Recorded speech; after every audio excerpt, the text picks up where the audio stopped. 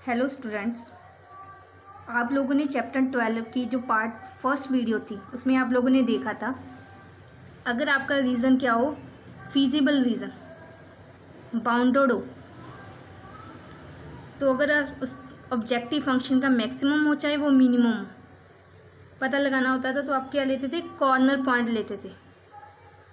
क्या लेते थे? कॉर्नर पॉइंट्स लेते थे। आज हम लोग नेक्स्ट देखेंगे एक्सरसाइज 12.1 में, अगर आपके पास रीज़न अनबाउंडेड आ जाए और उस ऑब्जेक्टिव फंक्शन का मैक्सिमम मिनिमम निकालना हो तब कैसे देखेंगे। ठीक है, सो आपके पास क्वेश्चन है, determine graphically the minimum value, that means objective function के आपके पास मिनिमम वैल्यू को फाइंड करनी है। कंस्ट्रेंट्स आपको गिवन है, करना क्या होता है, आप लोगों को पहले ग्राफ ड्रॉ करना होता है। तो आपके पास फर्स्ट क्वेश्चन क्या है, 2x माइनस वाई, इसको किस में चेंज कर लेते होते हैं आप लोग, इक्वेशन की फॉर्म में। सो पॉइंट्स क्या आएंगे आपके पास, x की वैल्यू 0 फिल की तो y कितना है आप लोगों के पास 5।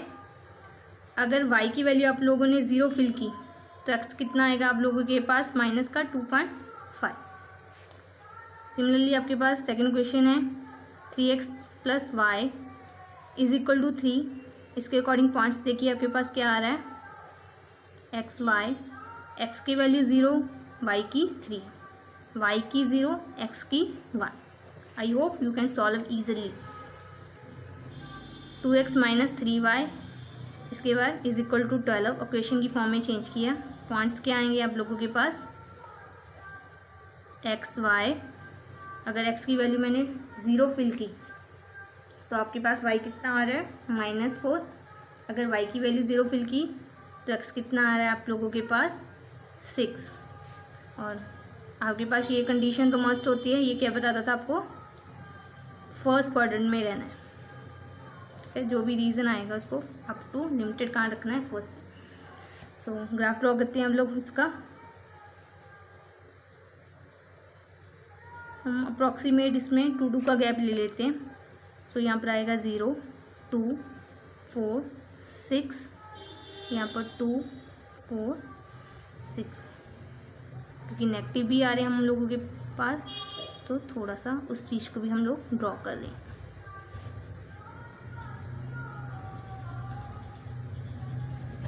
Okay, after drawing the lines आप लोगों को रीज़न डिसाइड करना होता है।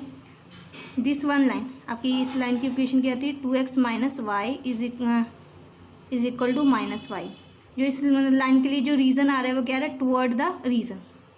और वो ये वाली लाइन है, इस लाइन की इक्वेशन क्या आती है आपका, 3x plus y is equal to 3।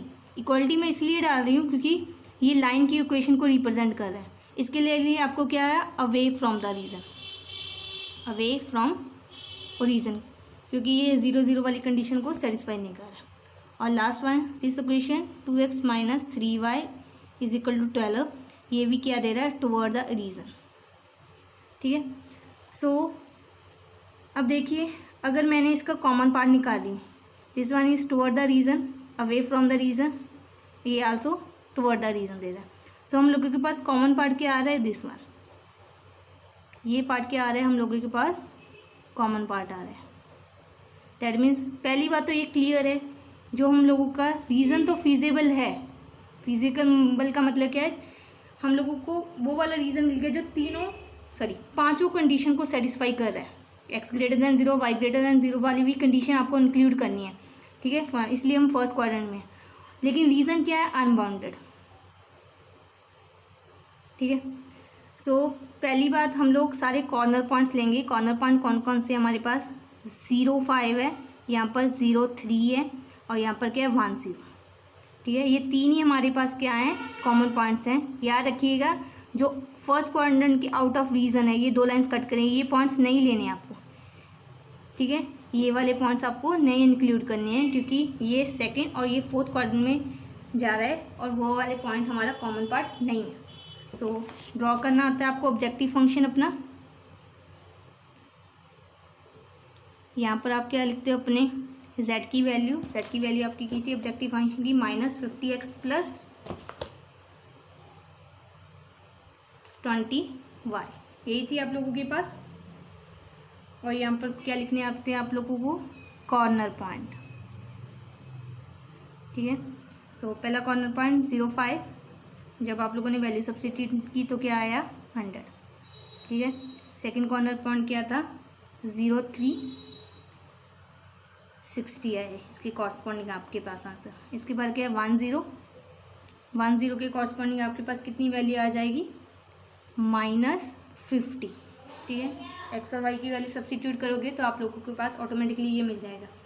Sorry, last one आपके पास एक कॉर्नर पॉइंट था, सी केयरफुली 60, ये भी तो आ रहा है आपके पास, ठीक है।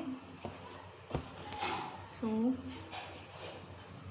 60, इसके कॉरस्पॉन्डिंग आपके पास वैल्यू कितनी आ रही है -300, क्योंकि ऑब्जेक्टिव फंक्शन हमारा मिनिमम था। सो स्मॉलेस्ट वैल्यू देखनी है आपको।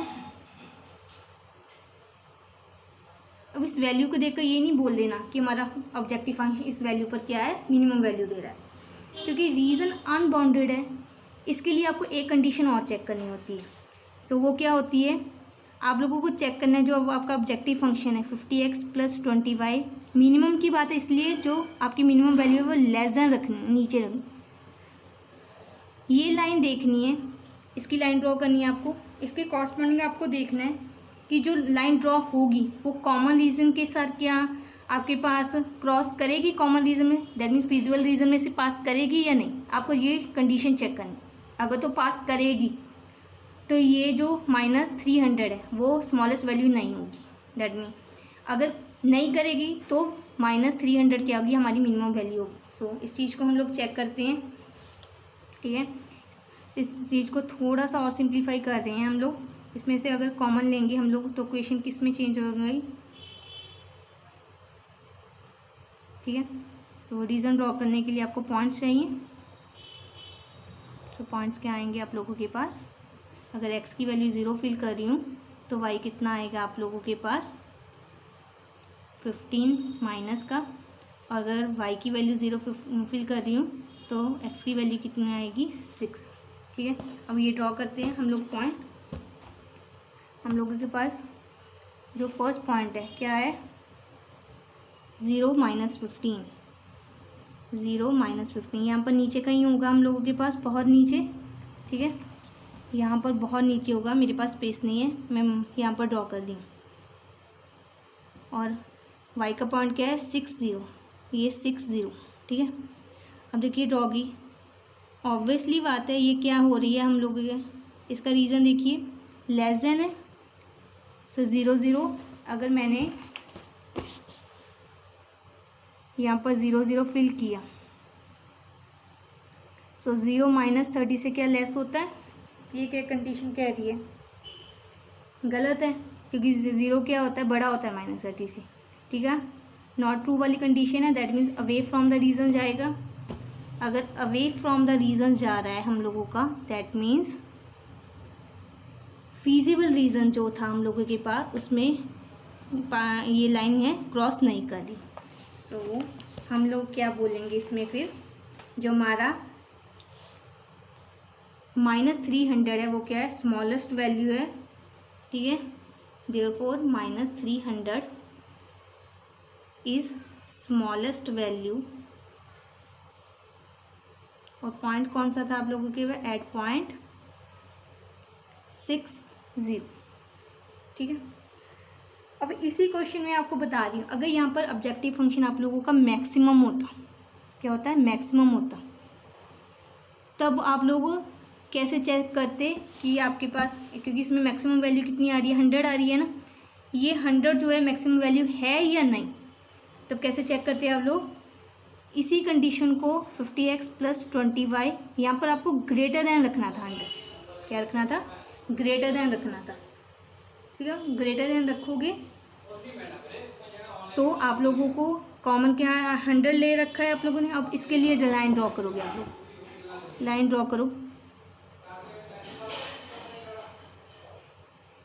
अगर x की वैल्यू 0 फिल कर रही हूँ तो y कितना आ रहा है 5, अगर y की वैल्यू 0 फिल कर रही हूँ तो x कितना आ रहा है 2, ठीक है।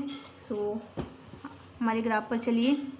सो ग्राफ क्या गया 0 और 5, x की वैल्यू 0, y की वैल्यू 5।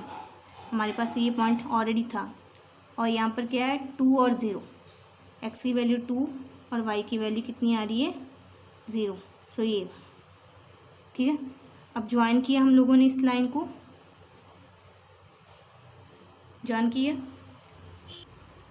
हाँ, आप लोगों ने जब इसकी लाइन ड्रॉ की तो आप लोगों के पास लाइन क्या आई, ये वाली लाइन आप लोगों ने ड्रॉ की।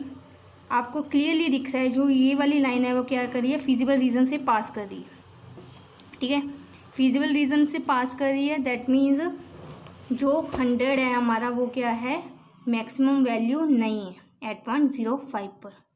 ठीक है, सो जो ये ग्राफ है ये शो कर रहा है भी इसकी मैक्सिमम वैल्यू कोई नहीं है हम लोग के पास, लेकिन मिनिमम वैल्यू ज़रूर है।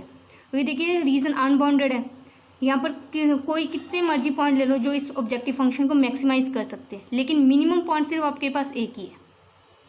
ठीक है, सो प्रैक्टिकली थोड़ा सा सोच सकते हो आप लोग, रीजन अनबाउंडेड है, सो अनबाउंडेड की मैक्सिमम वैल्यू नहीं दे रहा, मिनिमम वैल्यू ज़रूर दे रहा है, क्योंकि नीचे सबसे मिनिमम वैल्यू कौन सी आ रही है आपके पास 60 आ रही है। Thank you.